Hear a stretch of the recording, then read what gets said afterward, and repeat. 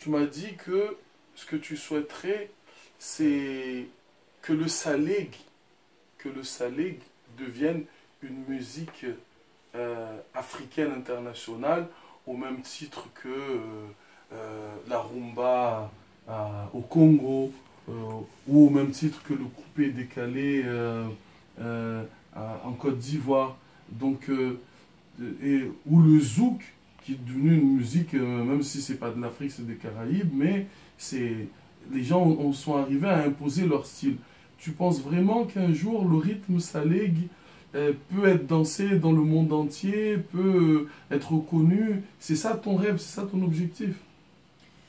Amin'ny rythme antsika gasy aloha manana finoagna 100% za hoe tsy maintsy ho avy international ny saligy fa alohan'izy ho avy international isorako atsiniky aloha gasy jiaby amin'ny fotoagna zao ty raha mbala Madagasikara na mozika saligy zegny mamakivaky tany jiaby satria raha vao atsika tsy ankatia zao de tsy manana force zegny le nitsika tsaroko tsara tamin'ny zay mbala kelikely tsy dia la musique gasy zegny latsaka ambany be presque la musique vazaha fô tamy fahadisiky regny misy la magnano le artiste fa ny saligy zegny mbala tsy hita taminazy ary isorako Zoky Bedin izy tegna nagnamia sirony saligy baka taminazy le zovy mivonona zao volavo baka amy din zegny nagnamia rotsaka ny saligy ndegna nampa ny vibre Madagasikara jiaby amy saligy koa mansy teo zegny natiavany gasy nay tia fo gasy amin'ny fagnamboarany din le saligy jusqu'à niany za misaly izy merci amy Zoky Ladin nampidiky le rombo agnatin'ny saligy tegna afany jiaby zay mitandregny isy rahavio igny zegny asa napetraka din ka niany ty tombony zaza tsy apetraka karan'io fo tsy maintsy mila miady zegny artiste gasy atsika tsy hidoko amin'ny classement antsika fa atsika tsy maintsy mila mifagnamia tagnana zegny mahita couloir aloha mitonga izy fa tsy avanke na exemple Jojoby le roi de saligy izy fo andeha izy non tsy obligé tsika jiaby artiste rehefa gasy anao mahavita mandeha saligy mandeha io zegny adintsika artiste aleony tsika koa mila avy international na ino africain mindreo tafiboaka ny tsika ny saligy azo tsinjagna saligy azo anaovagna ambiance saligy azo tandrignesa maro zegny raha mety atao amy saligy tsika io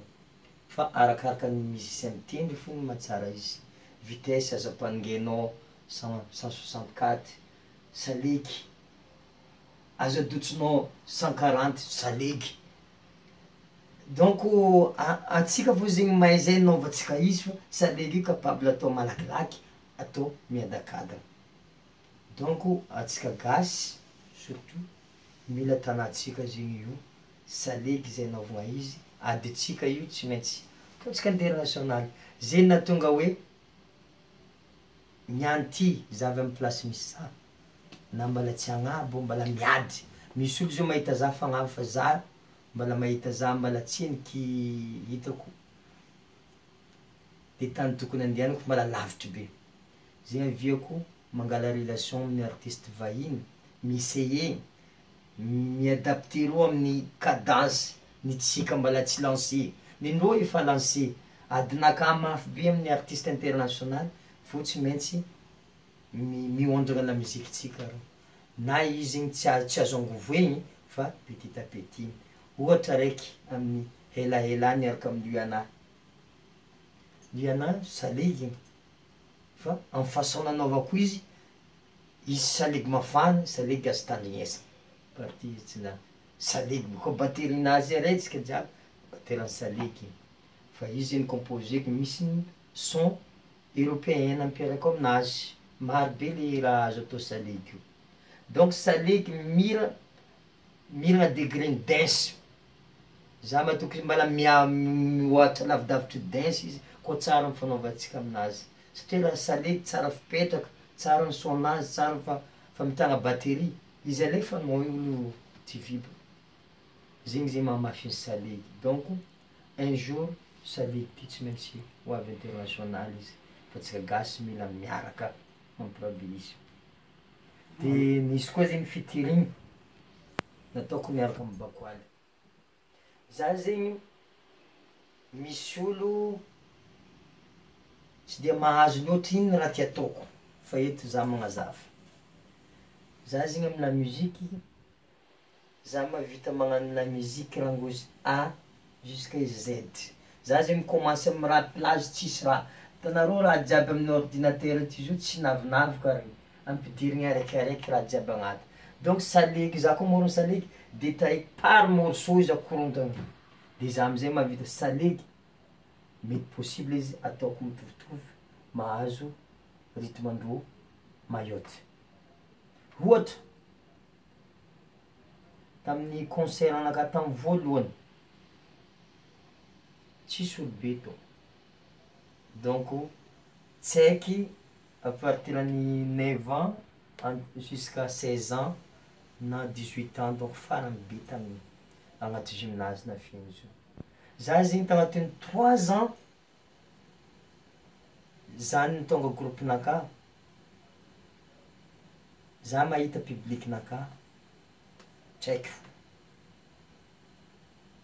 presque jeune fo tsy avy amin'ny olo be zegny le raha ataoko. De za amizay nagnano bilan karakory ny ataoko ahazo public mba olo be mba ankafy le raha ataoko. Fotony tsy haiky c'est normal, tsy haiky fotony za magnano hira choc be tsy haiky boka rapide na ataonao mafy vitesse ro direct misy adapy fa olo be e tsy mahazo vitesse le malaky be. Teo zay za nandiny bon salegy alatsako hely vitesse nazy nataoko test zegny koa azotsika ono mavangovangy tiankavagna salegy fa misy raha nivoako zay aminazy. Idem nagnamia rahabe ny salegy fa za zegny nagnampidiko kabosy amin'ny salegy io mbola tsisy olo nagnano igny zay création naka amizao ty fa mara test magnano que le vrai salegy batterie salegy atao kabosy igny zegny za namorona. Mbola tsara nisy olo nagnano baka avaratra nagnano salegy amin'ny kabosy, za zegny no commence mavangovangy tiankavagna salegy nadotso vitesse 140. Donc izy koa fa anao midotso vitesse 140 anao fa akaikikaiky ny rythme ndro avy mayotte parce que migodro entre 140 et 130.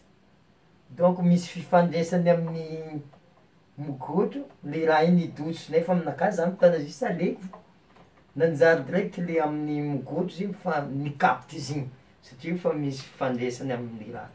Teo zegny namakivaky hira igny nandeha Madagasikara jiaby nankaty izy mayotte tsy nampoiziko. Commence teo zegny natetry ro mahore tamin'le raha igny fôtony misy kabosy mahore koa moa misôma kabosy amin'ny migodro grâce amin'ny mavangovangy tiankavagna izy zany ny existe mayotte. Donc karakara zegny niany ty za magnano salegy maro karazany jusqu'à zao tsy nijanogno amin'igny za mirabe jusqu'à tafagnano fitirigny amin'ny Bakoaly fitadiavagna lalagna ny ampandeha salegy fo zegny raha zany. Donc ce qu'il a longuement expliqué, c'est que déjà, premièrement, son vrai objectif, et il y croit vraiment à 1000%, c'est que la musique salegy deviendra internationale. Et il demande à tous les artistes malgaches de se battre. On a vu le roi du salegy, Zozo, qui a déjà porté le salegy jusqu'en Amérique. Mais il ne faut pas qu'il soit seul, il faut aussi que la relève derrière suive, fasse, et c'est son combat. Il a fait son featuring avec Luana, on a vu qu'il a pris le rythme métropolitain, il a mis du salegy dessus, parce qu'on est obligé de monter sur un rythme, que ce soit africain ou français, pour amener le salegy, pour que les gens écoutent et que ce rythme-là rentre. Mais il est convaincu qu'à long terme, le salegy deviendra une musique internationale. Et concernant donc, son featuring avec Bakoaly, il a dit que c'est naturel, parce que le salegy, quand tu diminues la vitesse entre 130 et 140, tu te rapproches de la vitesse du Mgojo. Et c'est là qu'il a sorti son titre Mavang Vang Tiakavre. Il était là le premier à mettre du cabos sur du salig. En tant que musicien d'Avarch, il a mis du cabos sur du salig. Il a sorti Mavang Vang Tiakavre. Et on a vu que ça a explosé à Mayotte parce que les Maoris utilisent aussi le cabos. À partir de là, il a eu l'idée de faire un featuring avec Bakwali. On voit aujourd'hui que ce featuring est bénéfique de partout. C'est un titre qui cartonne de partout. Et l'idée, c'est ça, c'est de ne pas rester enfermé avec sa musique au pays, mais c'est d'être accompagné avec des gens, des Bakwali, des Luana, bientôt, vous allez voir des featuring avec d'autres grands artistes africains, de sortir la musique salèque, de le porter, de l'amener vers les autres pour que cette musique devienne internationale. Donc ça, c'est son objectif. Bon, maintenant, ça fait un petit moment qu'on fait l'interview. On va commencer à partir sur les résumés pour terminer l'interview. Wawa, on a vu qu'on a fait beaucoup d'interviews de chacun de tes musiciens qui t'accompagnent dans ton groupe. Ils ont chacun leur qualité. À travers l'interview, on a vu que c'est un groupe qui est très riche avec des musiciens qui ont chacun leurs compétences, leurs qualités. Est-ce que ça aussi, c'est le secret de la réussite? Les musiciens qui t'accompagnent sont parmi les meilleurs de Madagascar. Est-ce que c'est important pour un artiste?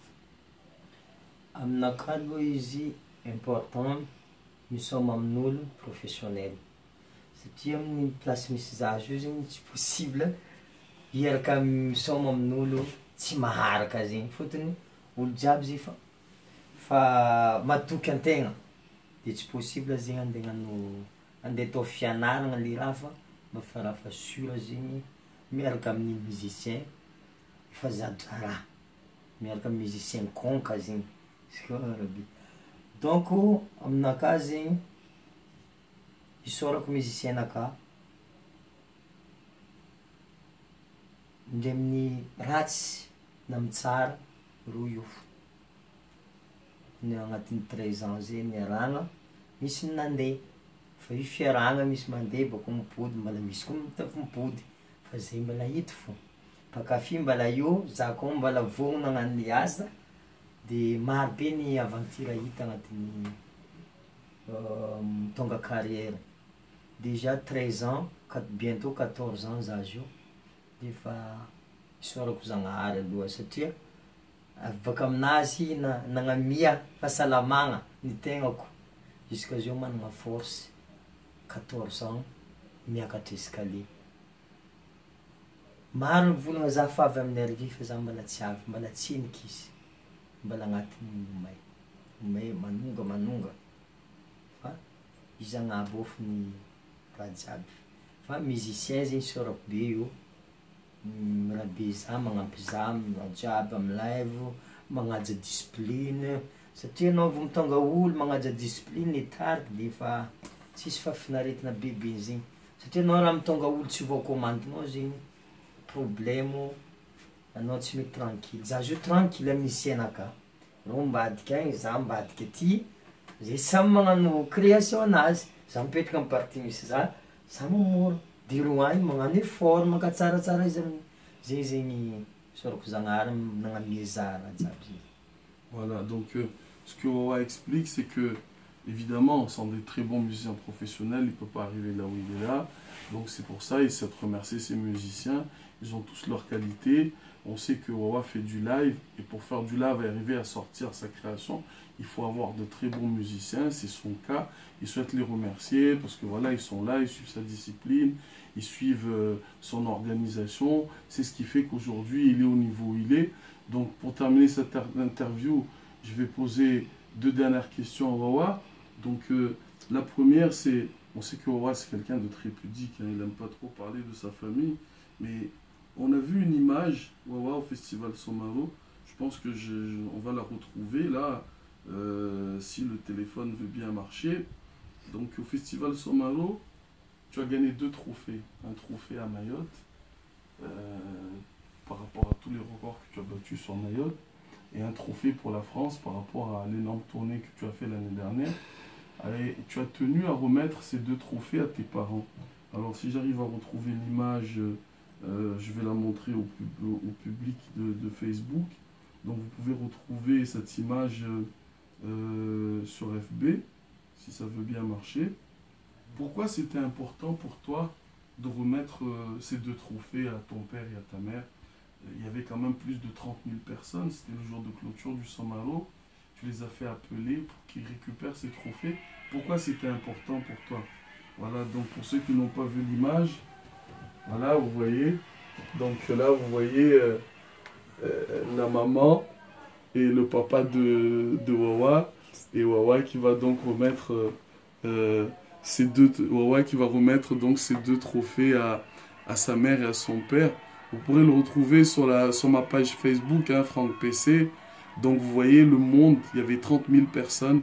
Il a tenu absolument à remettre ses trophées à sa maman et son papa. Pourquoi ce geste était important pour toi? Izy zegny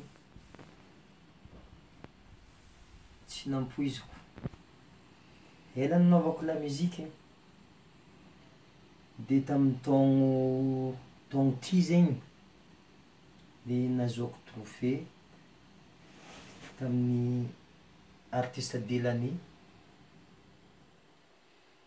2015 nomendreo za. Dia avy eo pody baka Mayotte nahazo trophée aroy en même temps tamin'ny Somaro. Ravoravo loatra za satria tsapako fa za tsy navy tamin'ny donia koa tsy olobeko mama ndraiky baba. Reo zegny zanaharinakahy. Grâce amindreo zegny amin'ny moment tamin'ny Somaro tô rô za nahazo trophée. Donc maro koa ny olo tia fantatra aia maman'ny Wawa ty, aia papan'ny Wawa ty. C'est le moment zegny za magnaboaka reo devant public fa ndre misy ny loka azoko tiany nagnaboaka za tambony tany. Donc igny zegny plaisir be naka nataoko tamindreo zegny zegny. Fôtony c'est rare ny mamako ndraiky babako magnaraka za mandeha magnano concert satria reo manana velon-tegnandreo hafa koa, misy asandreo hafa. Donc ça tombe tsara tamin'ny raha tamin'ny Somaro. Voilà, donc je vous dis, il est très pudique, hein, lui. C'était un moment, au fait, c'était l'occasion, parce qu'il avait eu son trophée en venant de Mayotte, et puis concernant la France, ses parents étaient là. S'il est là aujourd'hui, c'est grâce à sa mère et son père, et il ne pouvait pas laisser passer l'occasion. Il voulait absolument faire ce geste pour montrer à tout le monde, voilà, aujourd'hui, moi, je suis là, mais c'est grâce à eux, mon père et ma mère, que je suis là aujourd'hui. Ensuite, on sait que tu es issu d'une famille nombreuse, vous êtes 10. Quand on est 10 et qu'on a énormément de succès, aujourd'hui tu es un artiste très populaire. Qui dit populaire dit je compte pas ton argent, mais je sais que tu en as quand même pas mal, tu presses pas mal d'argent, etc. Comment on le gère quand on est dans une famille nombreuse? On a des frères et sœurs, on a... Comment ça se passe?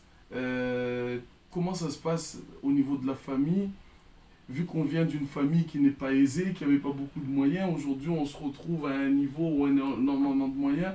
C'est facile de gérer tout ça. Moi, de gérer la diabio, ça, des fois c'est compliqué. Io mara mikasiky la famille ndraikindraiky compliqué izy. Fa antegna zegny afola antegna hoe jery tsy mirana ndraikindraiky. Zay ma raha iaragna malala. Agnatin'ny famille ndraindray tsy alany ady. Fa aminakahy manokana famille-nakahy jiaby tiako.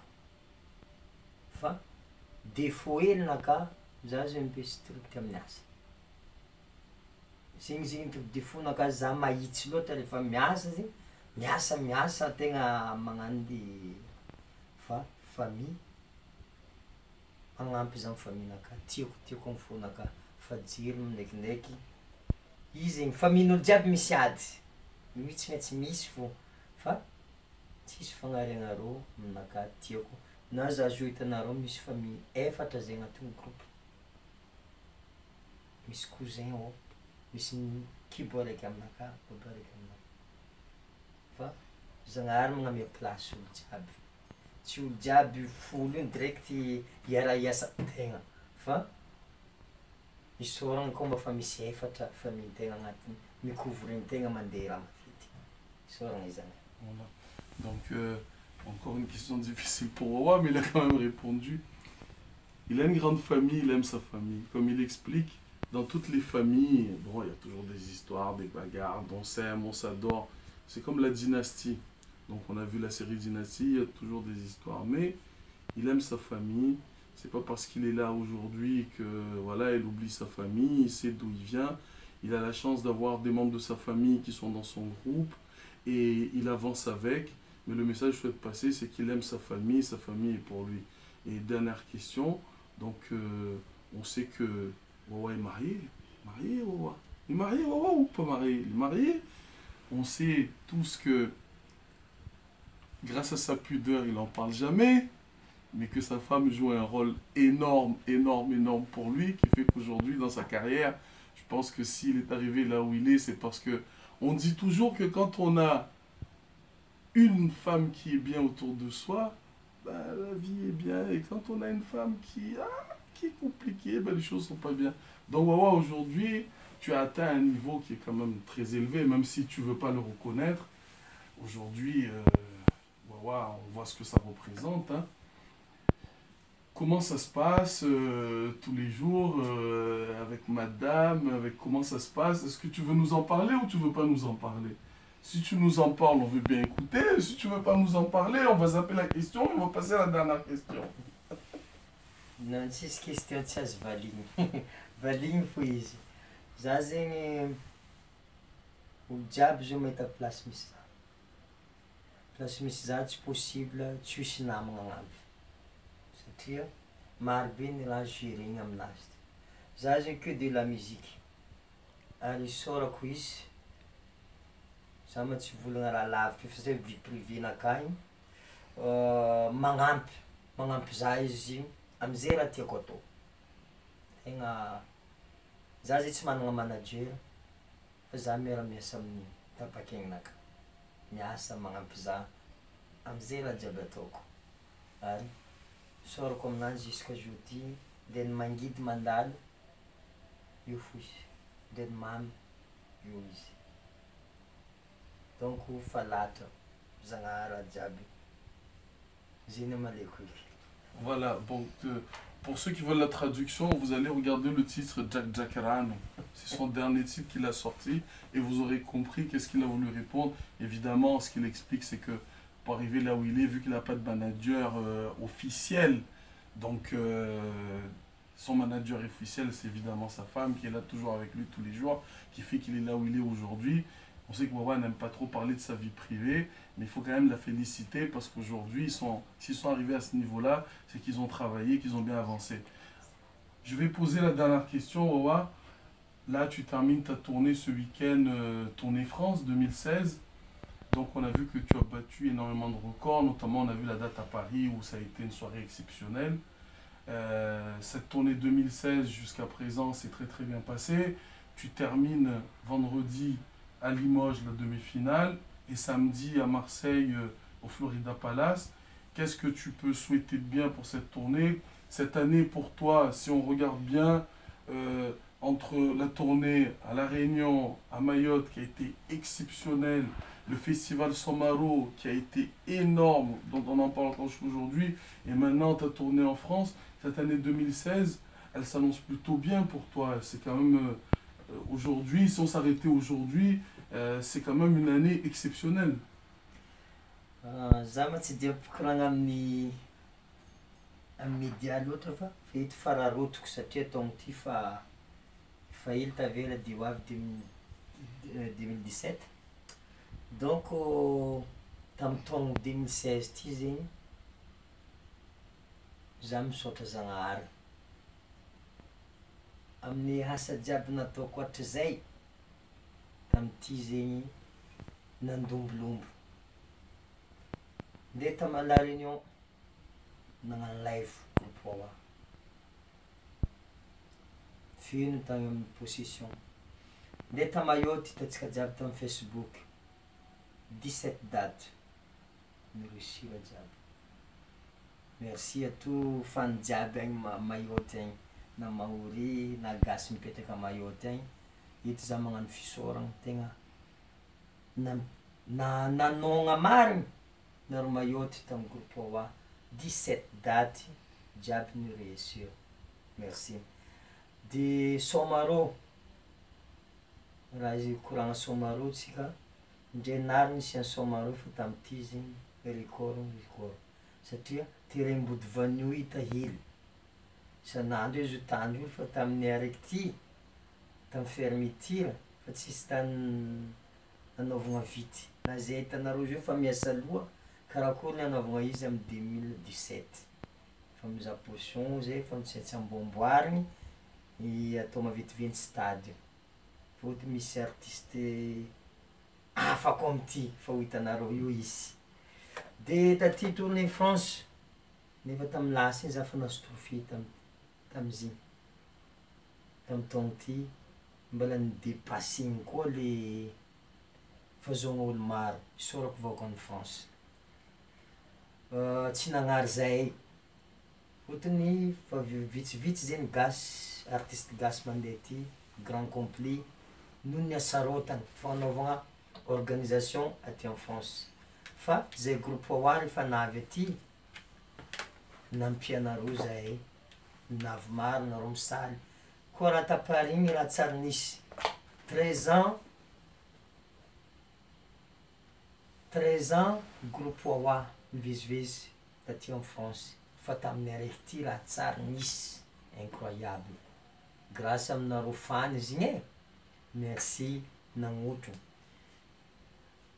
de tournée somary maromaro ny daty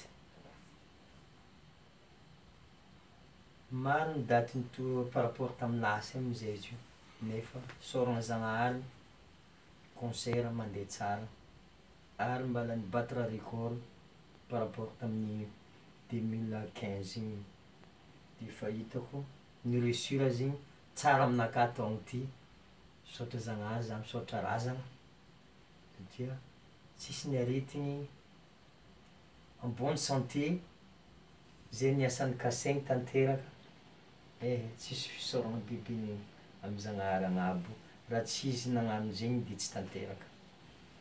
Voilà, donc on va terminer là-dessus. Comme on dit, Wawa, il fait un énorme merci parce que voilà, il a à La Réunion, il carton plein, Mayotte, coucou les Mahorais. On sait que les Mahorais adorent Wawa et que Wawa adore Mayotte. 17 dates, ça a été un spectacle magnifique. Ensuite, le festival Somaro, on a vu ce que ça a donné, c'était extraordinaire. Et là maintenant, il bat tous les records encore cette année avec sa tournée Métropole. Il remercie tous ses fans, il remercie tous les gens qui le soutiennent. Et vraiment, il est déjà très heureux de la réussite de cette année. Donc c'était l'interview de Wawa. C'est très très long, mais c'est une interview exceptionnelle. Wawa ne donne pratiquement pas d'interview. En 13 ans, il n'en a jamais fait. Je pense que grâce à cette interview, vous avez pu découvrir qui est Wawa, d'où il vient, qu'est-ce qu'il fait et qu'est-ce qu'il souhaite faire. Et je pense qu'elle est très instructive. Donc voilà, on vous donne rendez-vous vendredi pour la demi-finale à Limoges, au Majestic Club, et samedi au Florida Palace. Ensuite, finir la tournée en beauté à Madagascar avec Wawa. Merci, Veloumé. Rendez-vous Limoges les 18, demi-finale, Marseille 19, dernier, soirée finale. Venez nombreux mes fans, atsika agnatriky io fa baliny fa bonne année tsika fa mandeha. Bonne année eragna amin'ny groupe Wawa satria afaka fotoagna vitsivitsy andeha 2017 fa ataotsika io izy zay vono agnamia mafana agnamia ambiance amin'olo jiaby tongava gasy jiaby tongava avagna jiaby avy Mayotte vazaha jiaby amin'ny la France ty tongava e miavia jiaby atsika isôma amaraparagna tournée Limoges Marseille. Merci.